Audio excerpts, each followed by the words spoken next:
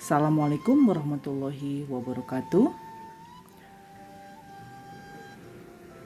Jumpa kembali dengan saya Elis Mediawati dalam pembahasan mengenai akuntansi keuangan syariah. Dan kali ini akan membahas mengenai akuntansi mudharabah.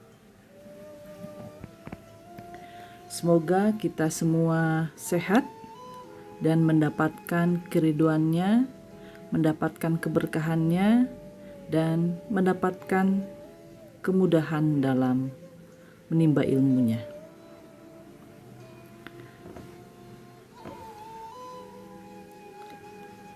Apa sih itu mudharabah?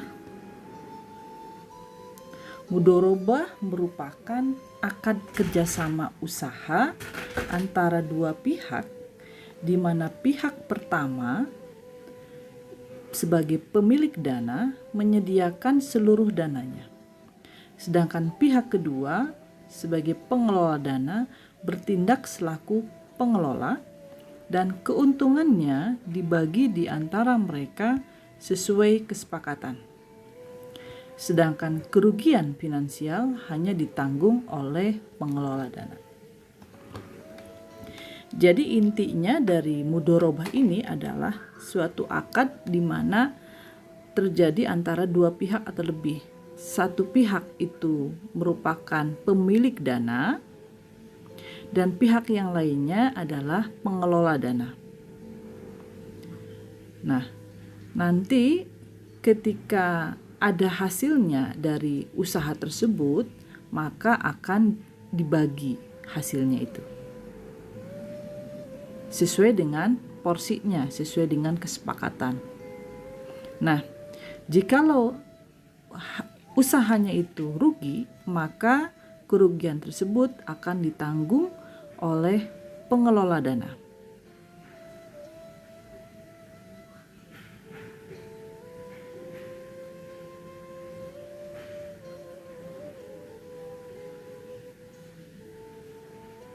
Jika kerugiannya merupakan kerugian yang diakibatkan oleh kelalaian pengelola dana.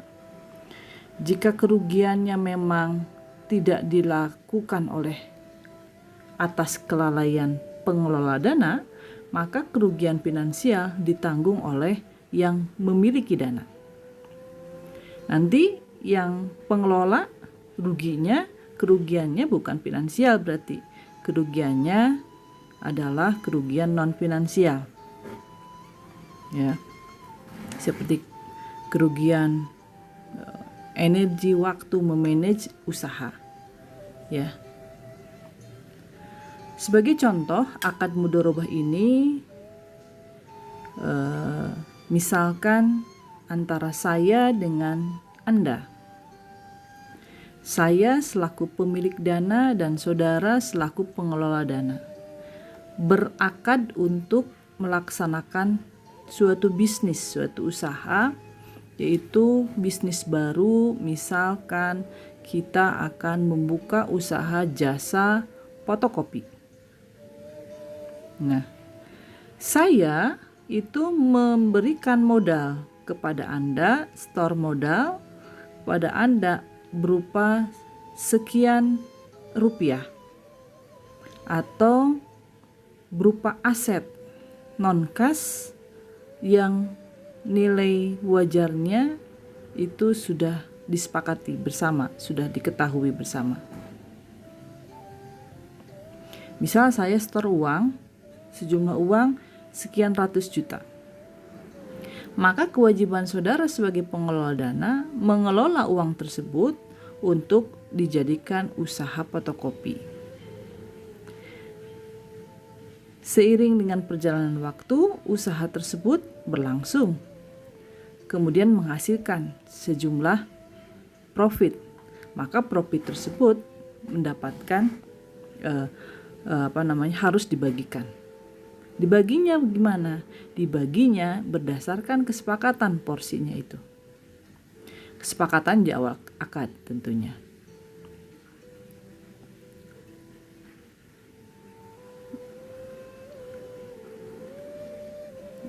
Kemudian jika rugi dan ruginya bukan karena kesalahan kelalaian si pengelola dana, maka kerugian tersebut ditanggung oleh yang memiliki dana, yaitu saya sebagai pemilik dana. Kemudian kapan usaha fotokopi itu dalam perkongsian saya dengan saudara itu berakhir? Itu berakhir ketika masa akadnya selesai. Jadi pada awal akad itu sudah disepakati akad bisnisnya berapa lama, ya, seperti itu. Atau jika belum selesai masa akadnya, maka ada kemungkinan salah satu dari kita memutuskan untuk menghentikan akadnya. Dan itu tentunya harus melalui kesepakatan kedua pihak, seperti itu. Gitu ya, mudharabah contohnya seperti itu. Nah, jenis mudharabah itu dalam keuangan ada 3. Yang pertama, mudharabah mutlaqah. Adalah mudharabah di mana pemilik dana memberikan kebebasan kepada pengelola dana dalam pengelolaan investasinya. Ya. Mutlaqah itu berarti ada kebebasan pengelola dana dalam pengelolaan investasinya. Misal tadi contohnya saya bekerjasama dengan Anda usaha jasa fotokopi, maka saudara diberikan kebebasan untuk memanage usaha fotokopi itu sesuai dengan aturan main yang saudara buat, ya. Kalau lokasinya oke lah, kalau lokasi tokonya itu mungkin disepakati, tapi bagaimana memanagenya itu kalau mutlaqah bisa saja menjadi kebebasan dari pengelola dana. Ya. Kemudian mudharabah muqayyadah. Mudharabah muqayyadah itu berarti mudharabah yang ada batasan kepada pengelola dana. Misalkan mengenai tempat, cara, atau objek investasi. Ya, misalkan kita bekerjasama mudharabah jasa fotokopi, membuka toko fotokopi, maka saya memberikan batasan kepada Anda. Misal, fotokopi ini hanya untuk mahasiswa saja. Kalangan umum tidak diperkenankan untuk fotokopi di sini.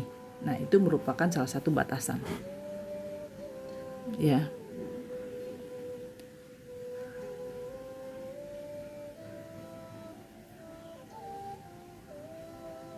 Kemudian yang ketiga, mudharabah musyarakah. Mudharabah musyarakah itu mudharabah di mana pengelola dana menyertakan modalnya atau dananya dalam kerjasama investasi. Misal seperti apa mudharabah musyarakah itu? Tadi kan awal saya memberikan dana sekian ratus juta kepada Anda untuk buka toko fotokopi. Seiring dengan perjalanan waktu, ternyata misal harus ada mesin baru. 1 tahun kemudian harus ada mesin baru. Maka mesin baru tersebut harusnya kalau mudharabah itu disediakan oleh saya. Namun karena ada keterbatasan modal dari pihak saya, bisa saja mesin baru tersebut didanai atau diadakan oleh Anda selaku pengelola dana.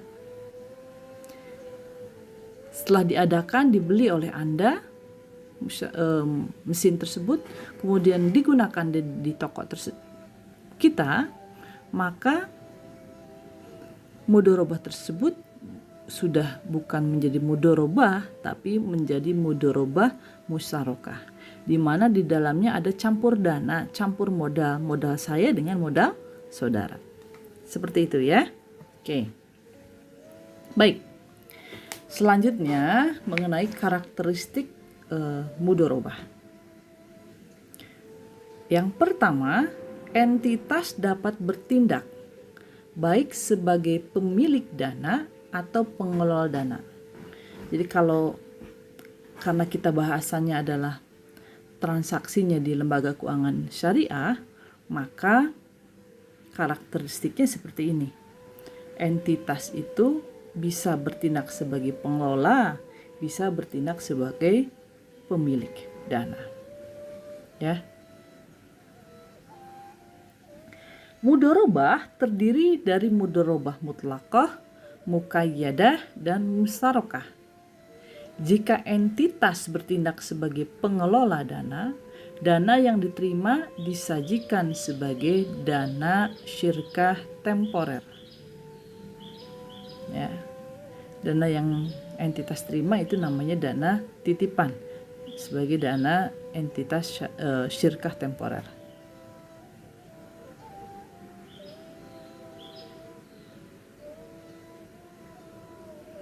Dalam mudorobah muqayyadah, contohnya batasannya apa? Contohnya tidak mencampurkan dana pemilik dana dengan dana lainnya. Tidak menginvestasikan dananya pada transaksi penjualan cicilan tanpa penjamin atau tanpa jaminan. Yang ketiga, mengharuskan pengelola dana untuk melakukan investasi sendiri tanpa melalui pihak ketiga. Jadi selain contoh yang tadi dari awal sudah saya jelaskan, contoh mudorobah muqayyadah yang dengan batasan itu seperti ini ya. Gitu. Kemudian karakteristik mudorobah selanjutnya adalah pada prinsipnya mudorobah itu tidak ada jaminan. Namun, ada namunnya. Agar pengelola dana tidak melakukan penyimpangan, maka pemilik dana dapat meminta jaminan dari pengelola dana atau dari pihak ketiga. Jaminan ini hanya dapat dicairkan jika pengelola dana terbukti melakukan pelanggaran terhadap hal-hal yang telah disepakati bersama dalam akad.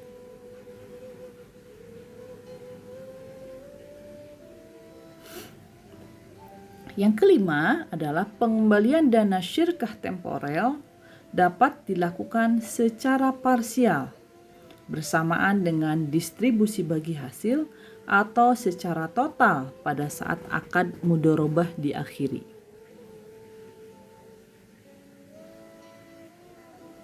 Jadi yang tadi tuh, misalkan tadi saya dan saudara dengan Anda membuat usaha fotokopi, membuka usaha fotokopi dengan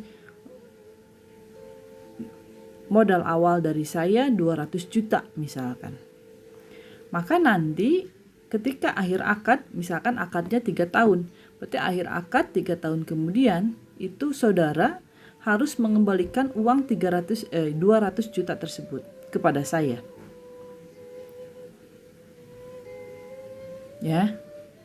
Atau 200 juta itu dikembalikannya secara bertahap ketika bagi hasil. Misalkan tahun pertama bagi hasilnya di bulan Desember, maka bulan Desember itu tanggal 31 Desember saudara store kepada saya bagi hasil tahun ini plus pengembalian dana investasi sepertiganya. Misal seperti itu. Bisa juga nanti pengembalian dana itu pengembalian dananya ketika akhir akad.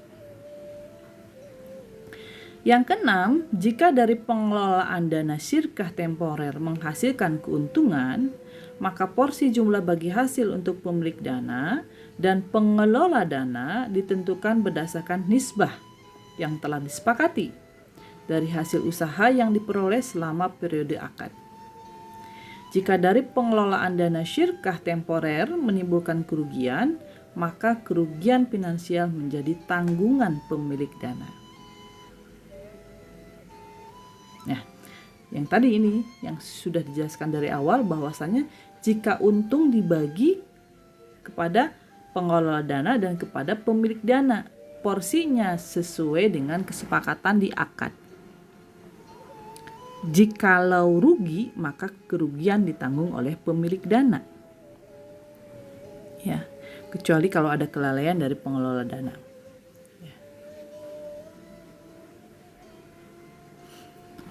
Nah, bagi hasilnya seperti apa sih? Nah, bagi hasilnya harus dibagikan sesuai dengan prinsip yang pertama. Berdasarkan prinsip bagi hasil, dasar pembagian hasil usaha adalah laba bruto atau gross profit, bukan total pendapatan usaha. Ya, gross profit. Kalau berdasarkan prinsip bagi laba, dasar pembagiannya adalah laba bersih, yaitu laba bruto dikurangi beban yang berkaitan dengan pengelolaan modal mudharabah. Ya, jadi pembagian bagi hasil tuh ada dua. Bagi hasilnya berdasarkan prinsip bagi hasil dan berdasarkan prinsip bagi laba. Kalau bagi hasil berarti dari laba bruto. Kalau bagi laba itu berarti dari laba bersih. Ya, laba bersih itu laba bruto dikurangi beban yang berkaitan dengan pengelolaan modal mudharabah.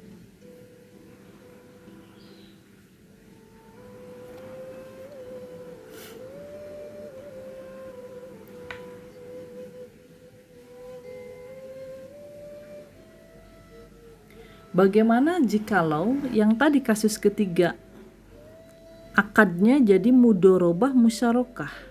Bagi hasilnya seperti apa? Hasil investasi itu bisa dibagi hasilkan. Dengan cara apa? Dengan cara yang pertama, hasil investasi dibagi antara mudorib dan sohibul mal sesuai kesepakatan dengan nisbah yang disepakati. Selanjutnya, bagi hasil investasi setelah dikurangi untuk mudorib atau pengelola dana, dibagi antara pengelola dana dengan pemilik dana sesuai dengan porsi masing-masing. Yang kedua, hasil investasi antara pengelola dana dan pemilik dana sesuai dengan porsi masing-masing. Selanjutnya, bagi hasil investasi setelah dikurangi oleh pengelola dana tersebut dibagi antara pengelola dana dengan pemilik dana sesuai dengan nisbah yang disepakati. Nanti hasil akhirnya cara satu dengan cara dua itu sama. Ya. Nah, kalau kerugian gimana? Kerugian pasti ditanggung oleh sohibul mal, seperti itu. Nah, itu itu penjelasan mengenai transaksi mudharabah. Selanjutnya akan ada pembahasan mengenai bagaimana pencatatan pelaporan di transaksi mudharabah ini di pertemuan yang akan datang. Semoga kita bisa dipertemukan di dalam kondisi sehat dan bisa terus menimba ilmu dengan mudah, dengan lancar, dengan aman, perasaan nyaman dan penuh keberkahan. Amin ya rabbal alamin. Sampai jumpa di pertemuan berikutnya.